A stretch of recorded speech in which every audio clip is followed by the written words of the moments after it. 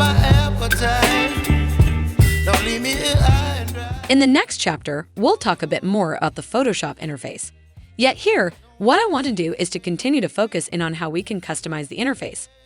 In particular, I want to talk about how we can customize the panels that we see or the panels that we have access to as we start to work in Photoshop.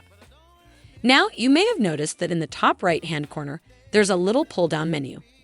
What we can do is we can click on this pull-down menu and we can choose different panel configurations. The configuration that I want to use here is photography. Now, when I make that selection, it's going to change the panels which are visible or which I have access to. In order to change this back, we can always click on this pull-down menu and go back to the Essentials view. Yet, because our focus here is photography, I recommend that you make that change to photography. Hey there!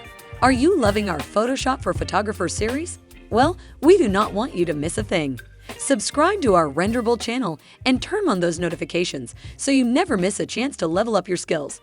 Let's keep learning and growing together.